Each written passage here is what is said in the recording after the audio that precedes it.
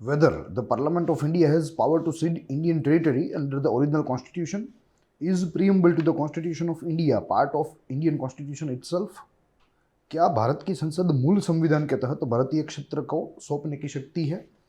भारत के संविधान की प्रस्तावना या आमुख भारतीय संविधान का हिस्सा है? इस महत्वपूर्ण संवैधानिक प्रश्न को समझने के लिए, उसको देखने के लिए यहाँ हमें इस उपाख्यान के तहत सर्वोच्च अदालत के एक महत्वपूर्ण फैसले को देखना है। यह फैसला दरअसल इस मामले में था जिसका नाम आपके सामने है, बेरुबरी यूनियन वर्सेस अननोन, यानी बेरुबरी यूनियन बनाम अज्ञात। 1960 का यह पूरा मामला था जिसके तहत सुप्रीम कोर्ट ने कुछ प्रकाश डाला, कुछ कॉन्स्टिट्यूशनल इंटरप्रिटेशन यानी कि संवैधानिक अर्थकथन किए, जो कि हमारे लिए परीक्षा की दृष्टि से तो ज़रूरी है ही है, मगर एक जिम्मेदार नागरिक बनने के लिए, एक समझ डेवलप करने के लिए भी ज़रूरी है। मैं स्वागत करता हूं आप सभी का ग्रोथ माउंट एजुकेशन के इस यूट्यूब मंच ग्रोथ माउंट यूपीएससी पर। मैं हूं आपके साथ ध्रुव जानी। इस विशेष श्रृंखला में जिसके तले हम लोग सर्वोच्च अदालत के महत्वपूर्ण फैसले देख रहे हैं, आज इसका चौथा उपाख्यान है और चौथा महत्वपूर्ण फैसला है या चौथा महत्वपूर्ण मामला है, जिसके तले जो क्वेश्चंस हमने देखे, जो कुछ कॉन्स्टिट्यूशनल क्वेश्चंस है, कॉन्स्टिट्यूशनल इंटरप्रिटेशन रिलेटेड क्वेश्चंस है, तो यहाँ सुप्रीम कोर्ट के इंटरफियरेंस से, सुप्रीम कोर्ट के हस्तक्षेप से हमें यह बात जो है वो क्लियर हुई है। And at the end of this lecture जो प्रश्न हमने शुरुआत में पूछे थे उसके उत्तर भी हम लोग देख लेंगे। हमें यह पूरा मामला देखना है। एक मोडस ऑपरेंडी हमने सेट की है जिसके तले introduction, background, arguments, judgement and at last importance and impact की बात करते हैं। तो उसी मोडस ऑपरेंडी से हमें यहाँ चीज़ों को देखना है, मगर उसको देखने से पहले क्विकली आप हमारी वेबसाइट growthmounteducation.com विजिट कर सकते हैं। वहाँ यह सारी चीज़ें in the form of blog है, वहाँ से आप अपनी नोट्स बना सकते हैं, वहाँ से कंप्लीट पीडीएफ डाउनलोड कर सकते हैं और काफ़ी सारे जो है परीक्षा संबंधी रिसोर्स भी आपको वहाँ से उपलब्ध रहेंगे। तो आप आज ही रजिस्टर कीजिए हमारे साथ, हमारी वेबसाइट के मुलाकात कीजिए। प्लस ग्रोथ माउंट यूपीएससी की यह चैनल है जिसके तले हम लोग बात कर रहे हैं, और यह चैनल को आप ज़्यादा से ज़्यादा शेयर कीजिए, सब्सक्राइब कीजिए हमारे चैनल को, और ज़्यादा से ज़्यादा जो छात्र हैं, जो सीरियस छात्र हैं, उनको आप प्रोत्साहित कीजिए, हमारे वीडियोस को लाइक कीजिए। साथ ही इंस्टाग्राम के साथ भी आप जुड़ सकते हैं and with Facebook also you can join with us. अब शुरू करेंगे हमारी मूल चर्चा। देखिए यहाँ इंट्रोडक्शन से शुरू करना है। जैसे बेरुबरी यूनियन, जैसे आपको नाम देख के कुछ जो आप कह सकते हो कि कुछ कुतूहल हुआ होगा, कुछ आश्चर्य हुआ होगा। यह एक जगह का नाम है जो कि प्रेजेंट बांग्लादेश इंडिया के बॉर्डर के ऊपर स्थित है। प्रेजेंट बांग्लादेश यानी कि पूर्व का पूर्वीय पाकिस्तान, ईस्ट पाकिस्तान। जैसे हमें मालूम है कि जब विभाजन हुआ भारत में से, जब पाकिस्तान अलग हुआ, तो मात्र वेस्ट पाकिस्तान ही जन्मा था ऐसा नहीं था, मगर वेस्ट पाकिस्तान के साथ एक ईस्ट पाकिस्तान नामक जो है एंटिटी वो भी उत्पन्न हुई थी, जो अल्टीमेटली आज बांग्लादेश में वो बदल गई है, ट्रांसफॉर्म हो गई है, मगर it was at one point of time east Pakistan. तो यहाँ बेरुबरी यूनियन ईस्ट पाकिस्तान एवं भारत के साथ जो अंतर्राष्ट्रीय सरहद थी उसके ऊपर बसा एक एनक्लेव था, एक वसाहत थी। अगर आपको मालूम ना हो तो मैं स्पष्ट कर दूं कि देखिए, जब विभाजन हुआ तो जैसे हमें मालूम है कि रेडक्लिफ, ठीक है, रेडक्लिफ नामक एक कमीशन आया था जो कि ब्रिटिशरों के द्वारा नियुक्त किया गया था, और उस कमीशन को बाउंड्री, भारत और पाकिस्तान की बाउंड्री कैसी रहेगी वो जो है कार्य उनको सौंपा गया था। और उन्होंने अपने कार्य में कल्चरल जो रिलेशन थे, जो टोपोग्राफिकल रिलेशन थे, जो रीजनल टाइज थी, उन सारी चीज़ों को निगलेक्ट किया, इग्नोर किया, और मात्र एक ऊभी सीधी रेखा जो है वो खींच दी। और उसी की वजह से जो अंतर्राष्ट्रीय सरहद थी वो बहुत ही पेचीदी थी, and particularly in east Pakistan India border region. West Pakistan border भी थी मगर वो कम पेचीदी थी, it was with less complexity. मगर जो ईस्टर्न फ्रंटियर था, यानी कि जो बंगाल, प्रेजेंट वेस्ट बंगाल एवं प्रेजेंट बांग्लादेश की जो सरहद थी, तो देन ईस्ट पाकिस्तान की, वो बहुत ही पेचीदी थी, और देयर वर मल्टीपल एनक्लेव्स, काफ़ी सारी वसाहतें थी जो टेरिटोरियल दृष्टि से सामने वाले देश में हो, मगर उनके ऊपर मालिकी जो है वो यहाँ होस्ट स्टेट की रहती थी, ठीक है। तो इसलिए पूरी की पूरी जो बॉर्डर थी वो बहुत ही कॉम्प्लेक्स हो गई थी, एंड उसे सिंप्लीफाई करना था। दोनों देशों को, यानी कि पाकिस्तान के नेतृत्व को एवं भारत के नेतृत्व को साथ में चलकर उसे जो है सिंप्लीफाई करना था, उसका सिंप्लीफिकेशन करना था। और वो करने के लिए देयर वाज एन एग्रीमेंट, ठीक है, 1958 में नेहरू नून एग्रीमेंट के नाम से वो जाना जाता है, जो समझौती है, जिसके तहत भारत के प्रतिनिधित्व के रूप में भारत के प्रधानमंत्री जवाहरलाल नेहरू एवं पाकिस्तान के प्रतिनिधित्व के रूप में पाकिस्तान के प्रधानमंत्री फिरोज खान नून दोनों के द्वारा हस्ताक्षर हुए थे, और संपूर्णतः डी एनक्लेव, जो एनक्लेव्स थे उनको समाप्त करने की बात करी थी। And ultimately their motive was to simplify international boundary, international border. ठीक है, तो 1958 में यह समझौती आई। अब उस समझौती को इम्प्लीमेंट करने के लिए, यह एग्रीमेंट तो बन गया, चलो दोनों जो है देशों के प्रतिनिधि ने साथ में सहकार से जो है एक डिसीजन लिया, मगर now there is a time to implement that decision. ठीक है, अब उसके अनुकरण की आवश्यकता है, अनुकरण का समय है, और वो अनुकरण करने के लिए क्या भारत के संविधान में कोई फेरफार की जरूर है? क्या भारत का संविधान ऐसे जो है ऐसी समझौतियों के अनुकरण को जो है परमिट करता है? क्या यह वैध है अकॉर्डिंग टू कॉन्स्टिट्यूशन? क्या यह संवैधानिक है? तो ऐसे प्रश्न यहाँ उठने लगे, और ये प्रश्न मात्र और मात्र भारत में ही उठे। यहाँ नोंद लेनी है, क्योंकि 1947 में जो है भारत आज़ाद हुआ, भारत में से पाकिस्तान का जन्म हुआ।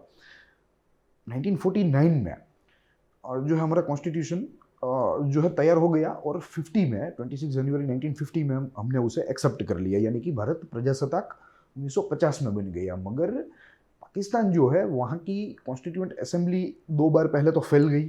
ठीक है, फिर से जो है उसे डिसोल्व करना पड़ा, क्योंकि आंतरिक मतभेद ही इतने जो है हो चुके थे।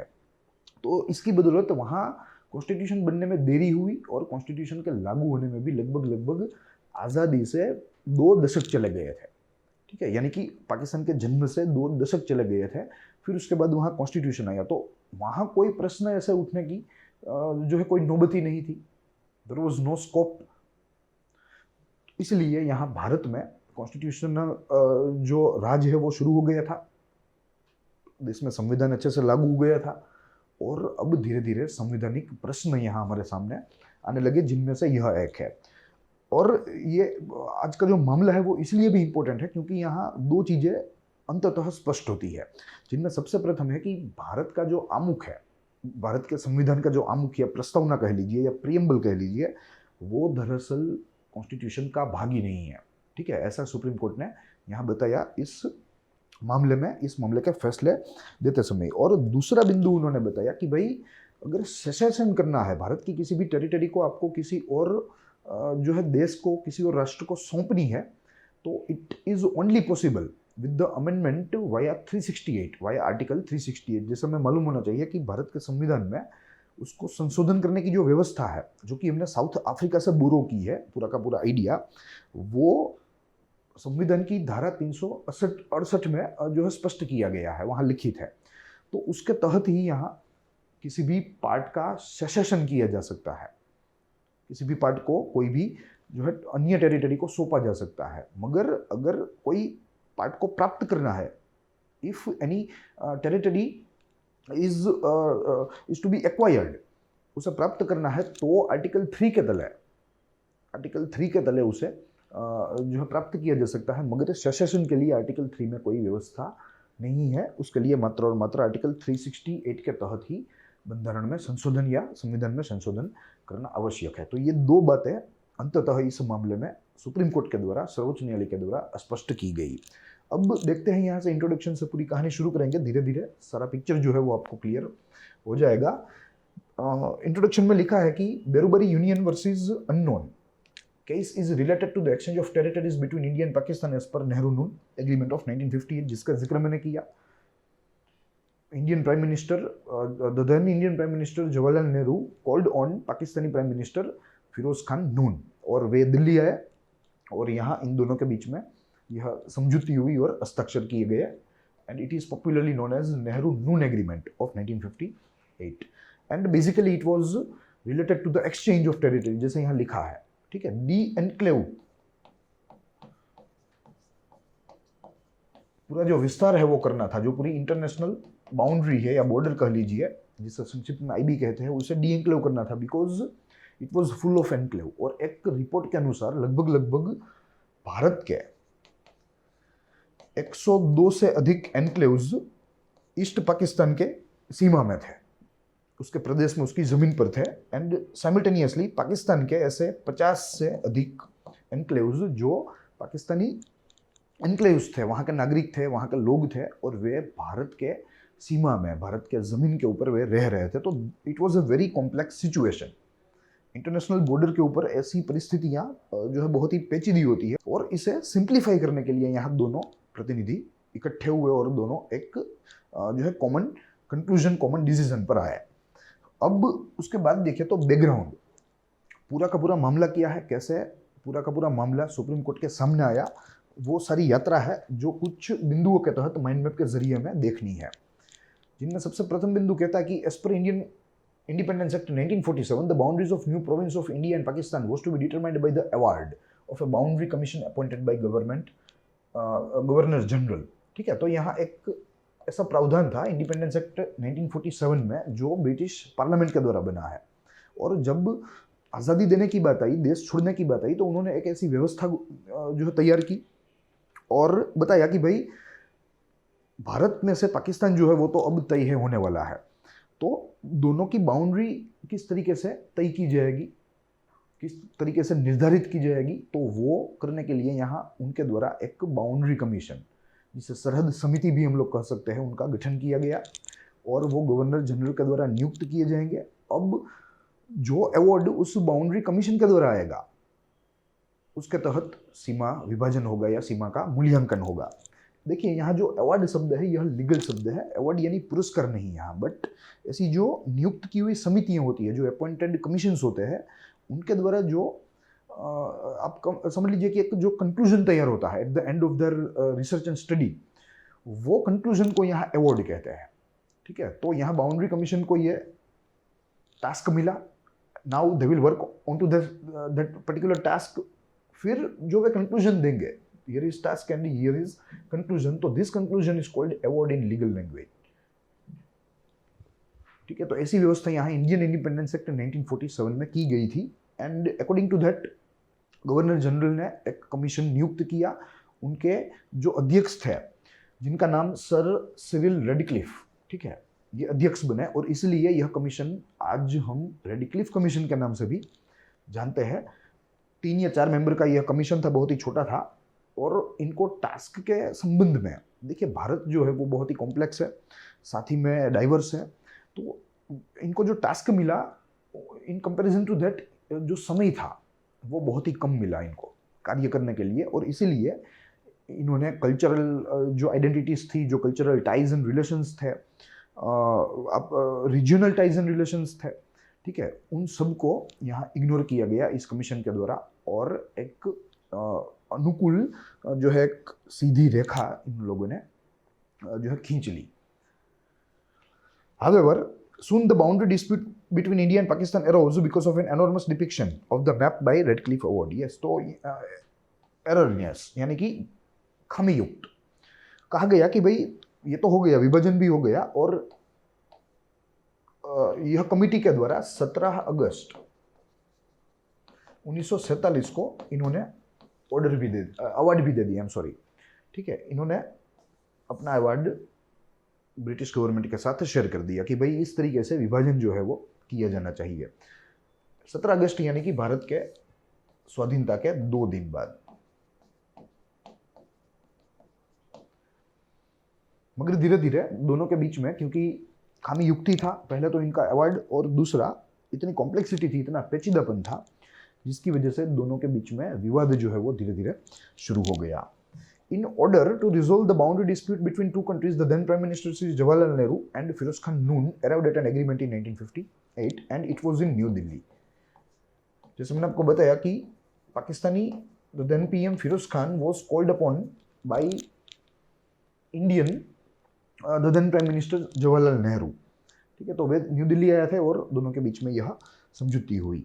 Among other things, the agreement provided for the division of Berubari Union number 12 and exchange of enclaves between two countries। Yes, पूरी समझौती में काफ़ी सारे एनक्लेव्स की बात थी, मगर एक विशेष बात यह थी कि यहाँ बेरूबारी यूनियन नंबर 12, ये भी एक एनक्लेव ही है, ठीक है, मगर यह अपनी स्थिति की वजह से विशेष है, जो हम लोग आगे देखने वाले हैं।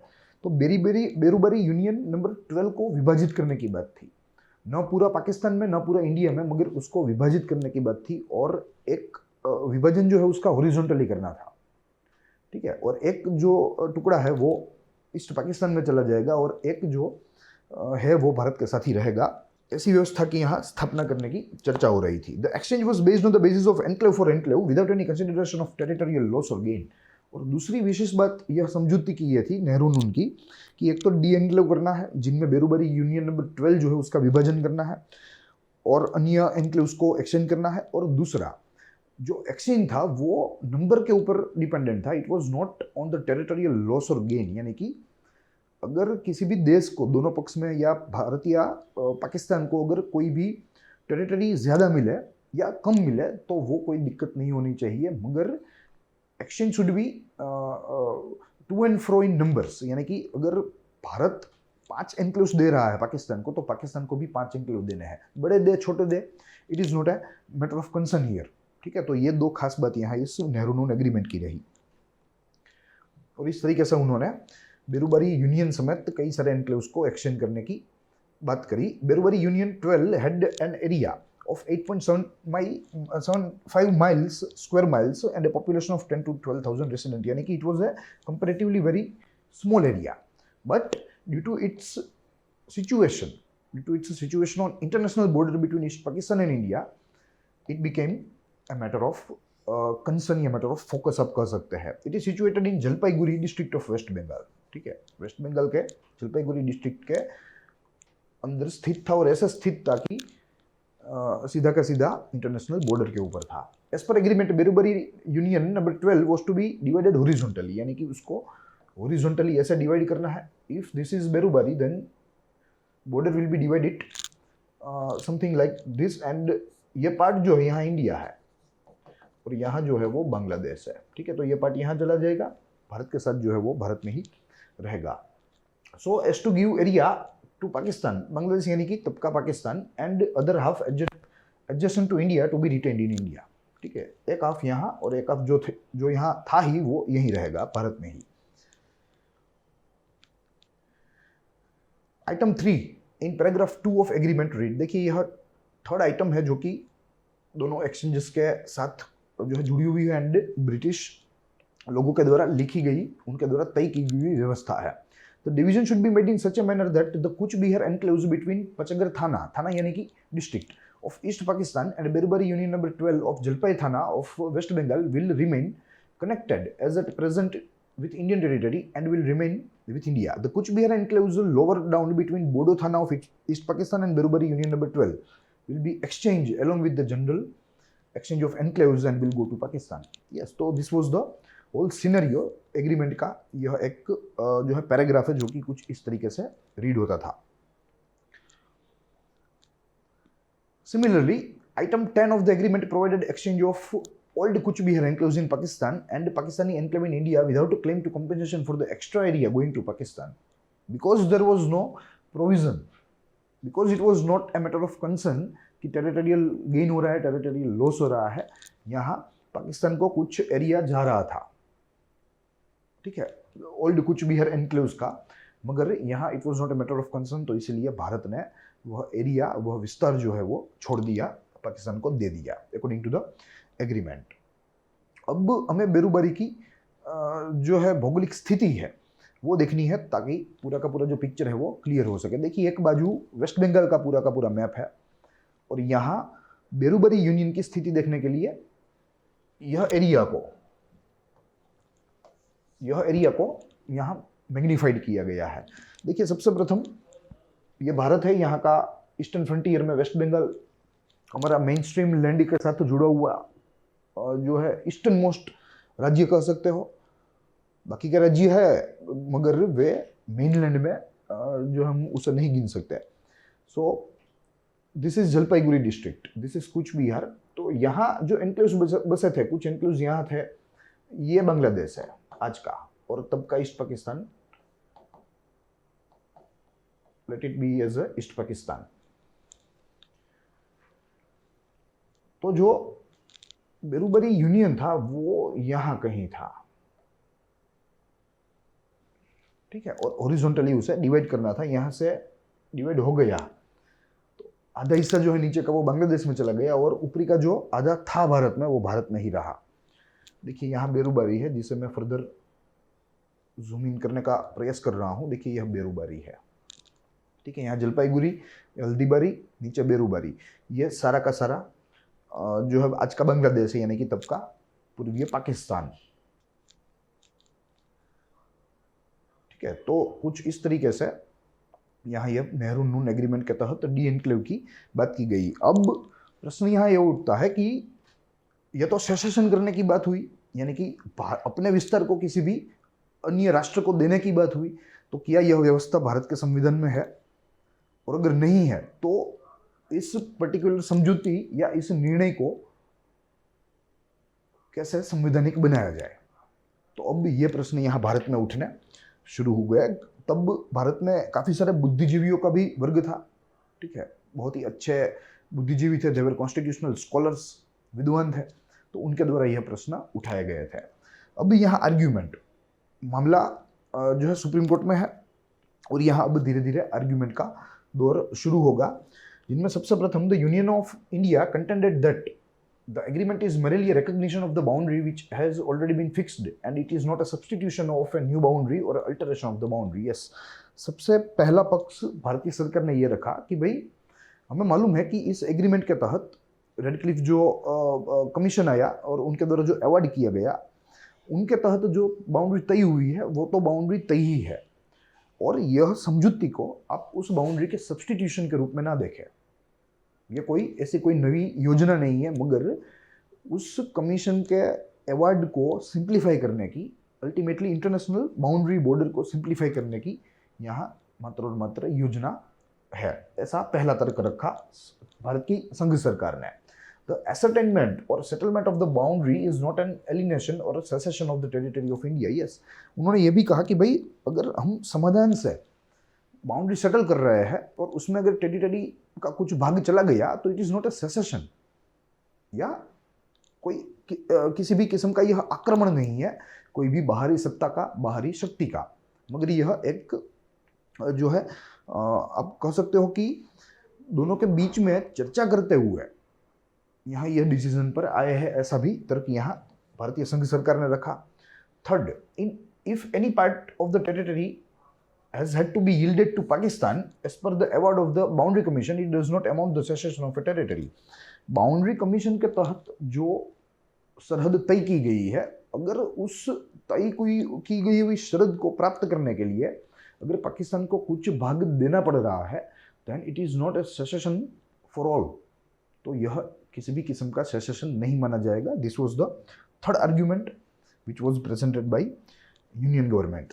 It is merely a mode of settling the boundary. यह मात्र एक सरहद निर्धारित करने का तरीका है। Hence the government of India contended that no legislative action is required for the implementation of the agreement. और इसीलिए यूनियन जो सरकार थी तब की, उसने तर्क दिया कि भाई इसीलिए इन सारे कारणों की वजह से ही यहाँ there is no need of any legislative action, कोई विधायिक कदम की कोई ज़रूरत नहीं है, यानी कि कोई कानून की ज़रूरत नहीं है, संविधान में कोई फेरफार की जरूरत नहीं है, but we can do it by our administrative level. In relation to Beriberi Union as well as exchange of enclave, a rival contention made by one Mr. Chatterjee said that Parliament has no power to cede any part of the territory of India in favor of a foreign state, either by ordinary legislation or even by the amendment of the Constitution. जैसा मैंने आपको बताया, भारत में संविधान लागू हो गया था, भारत में बुद्धिजीवियों का एक वर्ग जो था वो भी था, विद्वान थे, उसमें संवैधानिक विद्वान थे, उनमें से एक थे मिस्टर चैटर्जी। मिस्टर चैटर्जी से यहाँ सोमनाथ चैटर्जी की बात की हुई है। ही वॉज अ पॉलिटिशियन और वे जो है Marxist, he was actually leftist, मगर बहुत ही इंटेलेक्चुअल थे, बहुत ही बड़े इंटेलेक्चुअल थे। तो उनके द्वारा एक प्रतिपक्ष रखा गया। ठीक है कि यूनियन गवर्नमेंट की बात यह है, मगर संविधान क्या कहता है? देखिए उन्होंने क्या किया, क्या बताया। उन्होंने बताया कि भाई parliament has no power to set, according to parliament जो है constitution of India, I am sorry, parliament of India has no power to cede any territory to any country, not even by normal legislation and not even by constitutional amendment. यानी एक सामान्य विधान कानून से भी नहीं और संवैधानिक संशोधन के कानून से भी नहीं, ये संवैधानिक संशोधन से भी नहीं, पार्लियामेंट को कोई सत्ता ही नहीं है, ऐसा यहाँ पक्ष रखा उन्होंने। दूसरा उन्होंने ये बताया, so according to him the only opinion of the supreme court can give on the reference is that the agreement is void and can not be made effective. तो उन्होंने बताया कि भाई यहाँ मात्र सुप्रीम कोर्ट ही अब जो है यह बात को क्लियर कर सकती है कि क्या यह समझौती वॉइड है, क्या यह समझौती असंवैधानिक है, क्या यह समझौती संवैधानिक है या लीगल है। इस बात पर प्रकाश अब भारत की सर्वोच्च अदालत ही कर सकती है। मिस्टर चटर्जी की जो आर्ग्यूमेंट थी वो इन दो मुद्दों के ऊपर डिपेंडेंट थी। इनको देखते हैं अच्छे लीगल मुद्दे हैं। The preamble of the constitution clearly postulates that like the democratic republic form of government, the entire territory of India is beyond the reach of parliament and cannot be affected either by ordinary legislation even by constitutional amendment. Yes, तो यहाँ उन्होंने सबसे प्रथम तो preamble की भावना जो है उनको आगे रखा और बताया कि भाई प्रीएम्बल में बताया गया है कि भारत एक संपूर्णतः प्रजासत्ताक राष्ट्र है, तो पार्लियामेंट की जो शक्तियां हैं वो बहुत ही नीची है। अगर भारत के कोई भी टेरिटरी को, भारत के कोई प्रदेश को अगर आपको देना है तो पार्लियामेंट की शक्ति नहीं है, पार्लियामेंट सक्षम नहीं है, ऐसा यहाँ प्रीएम्बल को कोट करते हुए उन्होंने पहला पक्ष रखा। और दूसरा, article 1 sub clause 3C of the constitution has expressly given the country the power to acquire other territories, but it has not made provision for ceding any part of its territory. Yes, जैसे मैंने आपको शुरुआत में बताया था कि भारत के संविधान में यह व्यवस्था बिल्कुल है कि भारत में अगर किसी जो है प्रदेश को प्राप्त करना है तो वो कर सकता है according to article 1 sub clause 3C में, मगर उसमें कोई सीडिंग के लिए, सेशन के लिए कोई प्रावधान नहीं। यानी कि अगर भारत को अपने विस्तार को किसी को देना है तो उसके लिए कोई प्रावधान नहीं किया गया, और इसीलिए पार्लियामेंट जो है वो न तो सामान्य विधान से और न तो संवैधानिक संशोधन से भारत के कोई भी टेरिटरी को सीड कर सकते हैं। तो दिस वाज द आर्ग्यूमेंट। अब यहाँ आर्टिकल प्रथम का उल्लेख आया तो हमें देखना चाहिए आर्टिकल प्रथम क्या है। वैसे तो कॉन्स्टिट्यूशन जो है वो लगभग ऐसी जो है ऐसे 400 से अधिक धाराओं को होस्ट करता है, तो पहले तो हमें हमारा कॉन्स्टिट्यूशन क्लियर होना चाहिए। और मैं काफ़ी बार बताता हूँ कि ऐसे इंपॉर्टेंट जजमेंट्स, इंपॉर्टेंट लॉज के जो लेक्चर अगर आपके देखने हैं और उसका आनंद चरम तक लेना है तो आपको बेसिक्स मालूम होना चाहिए पॉलिटिकल गवर्नेंस के, ठीक है, जो टेक्स्ट बुक से शुरू होते हैं। टेक्स्ट बुक्स, फिर बाद में रेफरेंस बुक जिनमें टाटा मैग्रो हिल की जो है सर लक्ष्मीकांत की बुक शामिल है, आप बासु सर की बुक जो है वो भी पढ़ सकते हैं। तो यहाँ से एक स्टैटिक का कॉन्सेप्ट जो है वो आपको डेवलप होगा, तब जाके यहाँ बातें जो है वो आपको समझ आएगी।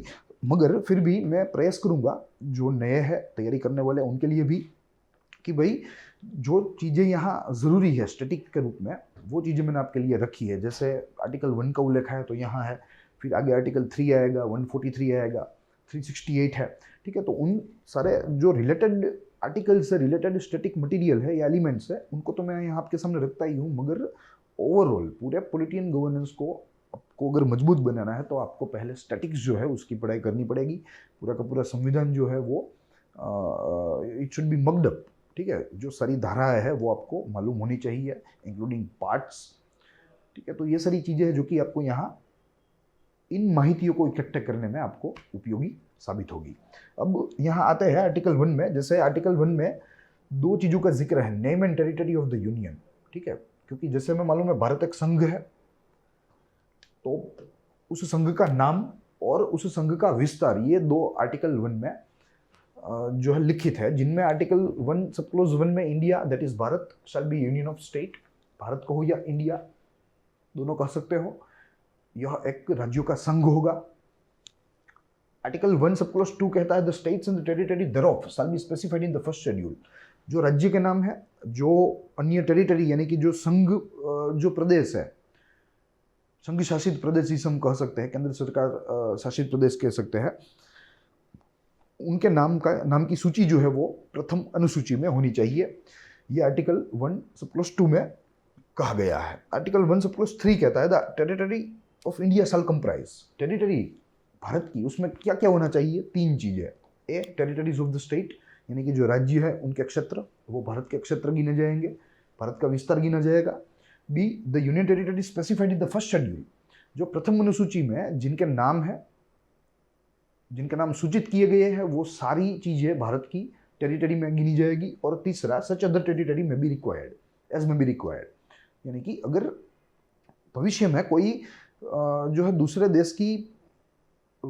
देश का विस्तार या क्षेत्र में प्राप्त होता है, तो इन दैट केस वो भी भारत की टेरिटरी कहलाएगी। So with this 3 sub conditions territory of India has been determined. तो ये आर्टिकल 1 कहता है, आर्टिकल 1 की उपधाराएं 1, 2, 3 कहती है। अब लीगल इश्यूज इन्वॉल्व, देखिए वैसे तो हमने देख ली है, यहाँ 2 लीगल इश्यूज है, मगर फिर भी we will go through it.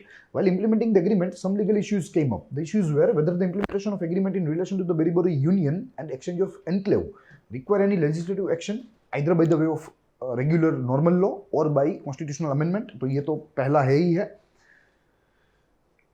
Under article 3 of the constitution or suitable amendment of the constitution under the provision of article 368 और बोथ। यस, तो आर्टिकल 3 के तहत यहाँ कोई सुधार करने की आवश्यकता है, पहला प्रश्न ये है, या आर्टिकल 368 के तहत कोई सुधार किया जा सकता है, या दोनों के तहत कोई सुधार किया जा सकता है। तो इस प्रश्न का उत्तर अब सुप्रीम कोर्ट अपने जजमेंट में देगी, मगर उससे पहले हमें आर्टिकल 3 समझना है क्या कहता है, देखेंगे। Article 3 deals with the formation of new states and alteration of area, boundary and names of existing state. Yes, यानी कि आर्टिकल 3 है ही इसलिए, इस क्रिया को समर्पित है कि अगर कोई राज्य के नाम में बदलीकरण करना है, या अगर कोई राज्य की जो सरहद है उसमें कोई फेरफार हुआ है, 2 राज्य मिल गए हैं, 1 हो गया है, 1 में से 2 हुए हैं, ये सारी चीजें यहाँ आर्टिकल 3 के तहत ही जो है आप कह सकते हो कि रेगुलेट की जाती है।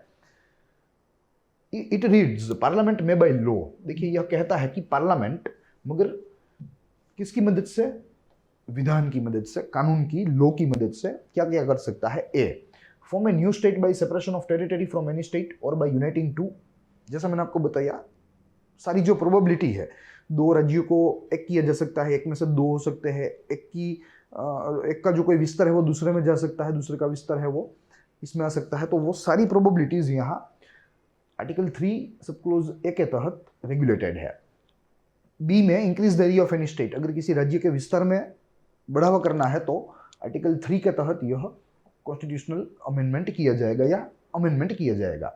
फिर diminish the area of any state, alter the boundary of any state and alter the name of any state, यानी कि कोई भी राज्य के नाम एवं उसकी सीमा के साथ कोई भी फेरफार आर्टिकल 3 के तहत पार्लियामेंट कर सकती है with the help of law. There was a chance of the constitutional validity of the exchange of enclave and the division of Berubari Union being questioned in the court. This involved avoidable and protracted litigations. Yes, there was a chance of constitutional validity. Yes, there was a chance, but it was not clear, क्योंकि supreme court के द्वारा अभी मुद्दे के ऊपर कोई प्रकाश फेंका नहीं गया था।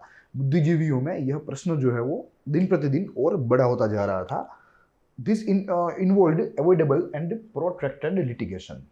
यानी कि अब लोग याचिका करने के लिए तत्पर हो गए हैं सुप्रीम कोर्ट में, उनको पूछने के लिए कि भाई इस तरीके से जो है जो एग्रीमेंट है वो इम्प्लीमेंट किया जा रहा है, तो क्या ये तरीका कॉन्स्टिट्यूशन एनविसेज करता है, कॉन्स्टिट्यूशन परमिट करता है, या कॉन्स्टिट्यूशन क्या कहता है। Therefore, the President of India thought that question of law that have arisen are of such nature and importance that it is necessary that the opinion of the Supreme Court of India should be obtained. Yes, और इसलिए एक public conscience जो है वो बनने लगा, दिन प्रतिदिन वो बड़ा होने लगा। तो प्रेसिडेंट ऑफ इंडिया जो है उनको लगा कि भाई यस, अब यह प्रश्न जो है इसमें कॉन्स्टिट्यूशनल इंटरप्रिटेशन की आवश्यकता है, यह एक पब्लिक इश्यू है, इंपॉर्टेंट पब्लिक इश्यू है।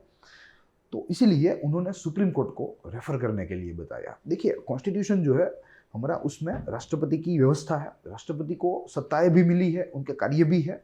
उनकी सत्ताओं में जो आर्टिकल 143 है वो कहता है कि in case of any public issue of emergency,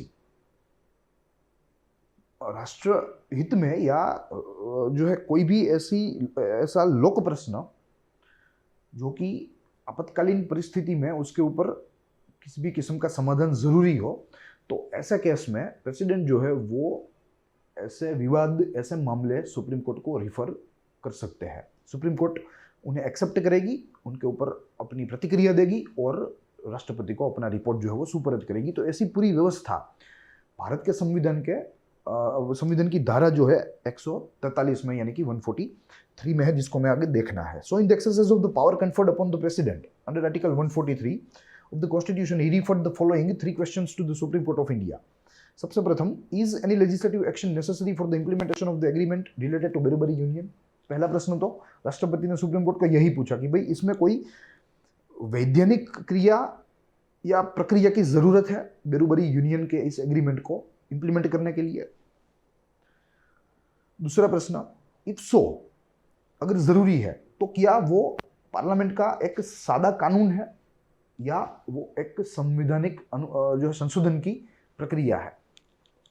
is the law of parliament relatable to article 3 of the constitution sufficient for the purpose, यानी कि यह एक सिंपल लॉ है जो कि आर्टिकल 3 के साथ रिलेटेड है, या ये एक कॉन्स्टिट्यूशनल अमेंडमेंट है जो कि आर्टिकल 368 के तहत करना पड़ेगा. Of the constitution necessary in addition और इन द अल्टरनेटिव. यस, तो क्या ये दोनों करने पड़ेंगे? क्या कौन सा करना पड़ेगा? पहला तो प्रश्न ये दोनों में से, क्या ये दोनों करने पड़ेंगे या एक के बाद एक करना पड़ेगा? तो ऐसा प्रश्न दूसरा था जो कि सुप्रीम कोर्ट को पूछा गया राष्ट्रपति के द्वारा on behalf of we the people of India.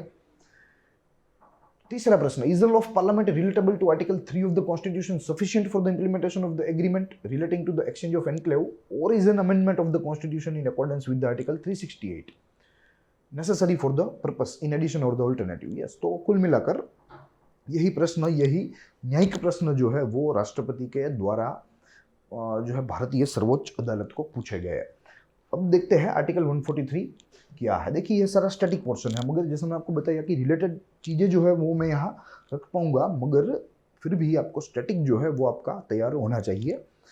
तो according to article 143 it deals with the power of the president to consult the supreme court. Yes, यह राष्ट्रपति की उन शक्तियों के साथ जुड़ा हुआ है जो राष्ट्रपति को सुप्रीम कोर्ट का दरवाजा जो है खटखटाने की इजाजत देती है. It reads, if at any time it appears to the president that the question of law or fact has arisen or is likely to arise which is of such nature of public importance that is expedient to obtain the opinion of the Supreme Court upon it, he may refer the question to that court for consideration and the court may, after such hearing as it thinks fit, report to the president its opinion thereon. So this is the whole procedure जिसके बारे में मैंने आपको वाकिफ कर दिया है. अब जजमेंट की बारी है, सुप्रीम कोर्ट का पक्ष देखेंगे और काफ़ी सारे जो है अब आश्चर्यजनक जो खुलासे है वो यहाँ होने वाले हैं, जिनमें प्रथम बिंदु में कहा सुप्रीम कोर्ट ने कि with regards to the contention of the union government in implementation the agreement, the supreme Court concluded that the parties have agreed upon the most expedient and reasonable way to resolve the dispute which would be divide the area in question half and half. यानी सबसे प्रथम supreme court ने दो मुद्दों को अलग कर दिया. एक कॉन्स्टिट्यूशनल जो चावस थे वो अलग कर दिए और एक मेन मुद्दा था एग्रीमेंट का कि या वो वॉइड है, अनकॉन्स्टिट्यूशनल है, उसको अलग कर दिया. तो पहले जो है प्रश्न में सुप्रीम कोर्ट ने बताया कि there was no attempt to interpret the award or to determine what the award really meant. Supreme court ने ये ऑब्जर्व किया कि भाई केंद्र सरकार के द्वारा ऐसा कोई प्रयत्न नहीं था कि भाई जो रेडक्लिफ कमीशन का अवार्ड था उसको ओवरलैप करे, उसको ओवररूल करे, उसको टेम्पर करे, उसके मूल उद्देश्यों को जो है खत्म करने का प्रयास करे. तो ऐसी कोई बात यहाँ छिपी नहीं है. Therefore, the Supreme Court did not agree with the contention that the agreement is no more than ascertainment and a delineation of the boundaries in the light of the award. तो इसलिए सुप्रीम कोर्ट ने बताया कि ये Radcliffe award के against नहीं है. With regards to the rival contention made by Mr. Chatterjee, the Supreme Court held that the preamble is not a part of the Constitution. जो लिटिगेशन, जो याचिका मिस्टर चटर्जी के द्वारा उन तर्कों के साथ पेश की गई थी सुप्रीम कोर्ट में, तो सुप्रीम कोर्ट ने तो पहले ही कह दिया कि भाई देखिए ऐसा है कि प्रियम्बल जो है, जो प्रस्तावना है भारतीय संविधान की, वो दरअसल भारतीय संविधान का भाग ही नहीं है, वो अलग है. तो यहाँ से प्रश्न ही पूरा, तर्क ही पूरा बिखर गया. And hence found no merit in the rival contention presented by the mister Chatterjee. Further, Article 1, Subclause 3C does not confer power or authority of India to acquire territory. जो हमने देखा उसके अनुसंधान में सुप्रीम कोर्ट ने क्या कहा, देखिए, it only makes a provision for the absorption or integration of any foreign territory which may be acquired in India. This provision is not in pursuance with expansionist political philosophy. Supreme court ने बताया कि भाई ये बात सही है कि article 1 Subclause 3C में मात्र और मात्र एक्वायर की ही बात की गई है, सेसेशन की बात नहीं कही गई है. तो यहाँ सुप्रीम कोर्ट ने ये नोंद दी कि भाई देखिए यह जो आर्टिकल 3 की जो यह सब क्लोज है, आर्टिकल 1 की सब क्लोज 3 है, आई एम सॉरी, वो अपने आप में भारत के साम्राज्यवादी राजनीतिक तत्वज्ञान को बढ़ावा नहीं देती, राजनीतिक साम्राज्यवादी राजनीतिक विचार को बढ़ावा नहीं देती। ये मात्र और मात्र इन केस अगर एक्वायर करनी पड़े तो हो सकती है, ये ऐसा मामला है, ऐसा सुप्रीम कोर्ट ने यहाँ हाईलाइट किया। Article 368 of the constitution provide for the procedure of the amendment of the constitution and expressly confers power on the parliament of this behalf. Yes, as we all know, article 368 which deals with the amendment of constitution, तो यही धारा ने जो कि संविधान में है, तो इसी धारा ने भारतीय संसद को यह शक्ति दी है कि भाई इन केस अगर आपको कॉन्स्टिट्यूशन अमेंड करने की जरूरत उत्पन्न हुई है then you can do so, और उसके लिए उन्होंने एक प्रोसीजर भी ले डाउन की है। तो power to amend constitution includes the power to amend article 1। तो यह कॉन्स्टिट्यूशनल आर्टिकल को ध्यान में रखते हुए सुप्रीम कोर्ट ने बताया कि भाई अगर कॉन्स्टिट्यूशन अमेंड करने की शक्ति 368 के द्वारा पार्लियामेंट को मिली है तो उनको आर्टिकल 1 भी अमेंड करने की शक्ति मिली ही है, उसमें कोई नई बात नहीं है। They can amend article 1 as well. Thus logically would include the power to cede national territory in favour of a foreign state. तो अगर लॉजिकली देखें कॉन्स्टिट्यूशनली तो यहाँ पार्लियामेंट के पास यह सत्ता है 368 के तहत कॉन्स्टिट्यूशनल अमेंड करके आर्टिकल 1 को अमेंड करके उसमें जो फर्स्ट शेड्यूल है उसको अमेंड करके यहाँ चीज़ें जो है वो सीड कर सकते हैं फॉरेन स्टेट को। तो लॉजिकली तो यहाँ सुप्रीम कोर्ट ने यहाँ बात बता दी।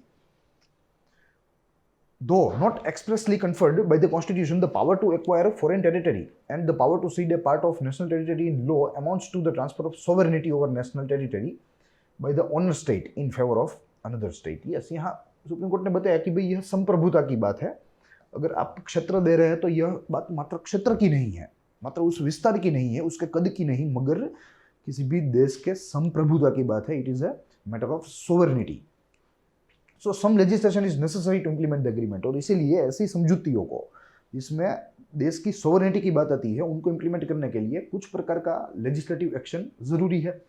Article 3 does not refer to union territory. Article 3 में यूनियन टेरिटरी का कोई उल्लेख नहीं है, तो आर्टिकल 368 से ही अब यह फेरफार जो है वो करना पड़ेगा। So if the part of the union territory have to be ceded to a foreign state, no law relatable to article 3 would be competent in respect to such cessation.